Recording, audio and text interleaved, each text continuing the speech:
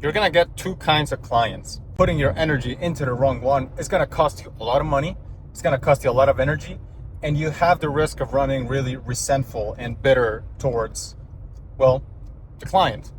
And so I believe there's two kinds of clients, and these are illustrated by language learning. So let's say there's two ways to learn a language. The first one is you get a teacher, but then like an actual teacher, or maybe you do some immersion. You go to a country and you learn things. In both of these situations, you are serious about it. You actually want to learn. And so there's another kind of language learner, which is the Duolingo learner. Let's say they did Spanish and they've done it for years. When was the last time you learned that they can do anything other than saying, mi abuela es muy bonita? And so they're gonna keep doing it. They're gonna keep on Duolingo, but it's not like progress is being made. It's not like actual transformation is occurring. And people will buy from you for both of those situations. One, they actually want to change. They actually want to do something about their lives. And two, is they're a Duolingo kind of person in which what they want is not the result. What they want is the feeling of moving towards the result. And they may seem like the same thing. I'm just language learning, but it's your job as an entrepreneur to think, to go beyond that and understand, why are they doing this? Do they want to feel better because they've purchased something? Or do they want to purchase something so that they can change what is going on in their lives? You're going to get both of them.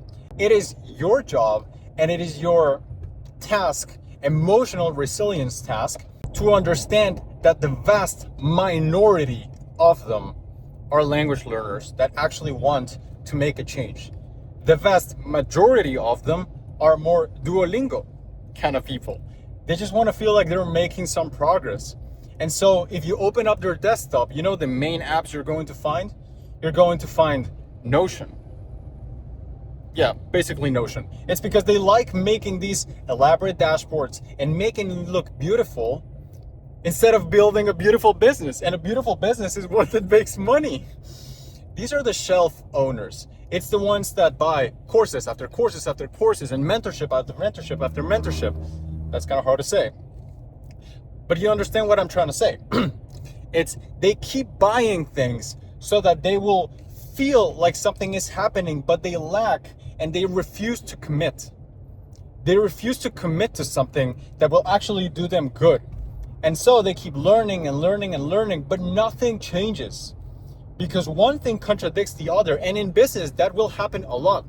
It is the mark of somebody intelligent that can entertain both thoughts that may contradict each other in their mind and see both of them as true. An example, if you have a price right now, and if you raise that price, you might make more money.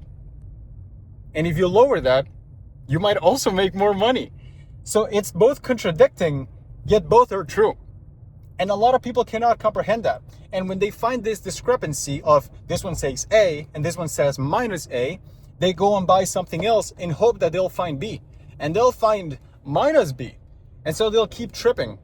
They'll keep finding other ways in which I gotta learn just a little bit more. And these are Duolingo types. They were never serious about it. They never really wanted to make a change. The reason why they bought anything was because they saw the thing that they were buying as if it were Tylenol. It was just a painkiller because they could not bear, God forbid they bear, the fact that they already have clarity and they actually have no excuses to actually make a change. They say they want clarity. They say that they want to do something, but they actually do not want it. They say they want clarity, but when clarity arrives, they get scared because now they cannot fall into the safe haven that they've had in the past 10 years of let me just learn a little bit more. Let me just refine it a little bit more. Let me try and maybe I'll buy another course and this one will be for real because it really resonates. It doesn't happen. They keep doing this for 10 years and they cannot go beyond mi abuela es muy bonita. That's just the kind of people they are. And so there's this few minority of people who actually want to change. And if you put your emotional energy and effort into the Duolingo people, then you will be mighty disappointed of what you will encounter in your business. Whereas if you put it in the actual language learners, you will be very pleased. And it is your job at that point as the entrepreneur to enact prejudice. Prejudice has a terrible connotation. It means, oh, you're just like, why are you enacting prejudice on this person? Well, if I'm in a dark alleyway and this person comes with a knife, yeah, maybe they're a cook. But of course I'm going to enact prejudice so that I will not get stabbed in the face. And so it's your job as the entrepreneur to kind of mature in your perception of people and enact prejudice of, if there's smoke, there's probably fire. If something is going on with this person, well, maybe I should trust my gut. If these people are talking in a certain language, maybe I shouldn't sell to them. And it's not language as in Spanish, English, German, whatever. It's language as in the words that they use. It's, well, I'm going to make an investment. I'm going to pay for this. Like, people with money, they don't really say these kind of things. They're like, I'm excited to work together. That's how they talk. They don't talk of, well, what does the package include? Like, you're going to understand that there's a lot of Duolinguese. Duolinguese is the language of the Duolingo kind of people. The people who are unwilling to commit to things and change. Now, what do you do about these two? Now that you've known and you're aware that there is a difference between people who are wanting to learn a language or buy from you, it's not everybody wants the same thing. Not everybody wants to learn the language. Some people actually just want to feel some progress towards the language. Duolingo kind of people. So what do? Do you only focus on selling Duolingo solutions? You could. Do you only focus on selling to language learners? You could, and you could build a beautiful business off it. However, I believe the wiser thing you should do is think more in 3D.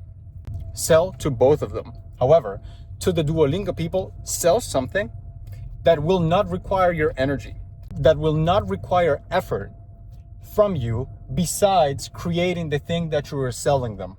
To the other ones, give the world, deliver, hop on calls with them, talk to them, actually be there for them because, well, they actually want to learn. And you will find that the energy that you give them actually gets challenged, but in a good way. Like, if you give them something, they're going to enact on it and they're going to tell you, I did this. What's next? And that's going to challenge you to improve. And that is a wonderful thing. That is a positive thing. However, the Duolingo people, they're just not going to enact on it. You're going to get on calls with them. You're going to give them everything they need. And they're either never going to move or they're going to give up on the journey. And then they will buy another one because they never bought from you because of what you could offer them in terms of you're going to get to a destination. They bought from you because it felt good at the moment, because they wanted to cope with that pain. You are not a transformation to them. You're not a surgery. You're a Tylenol to them, at least. And if you keep selling to those people, you're going to be extremely disappointed.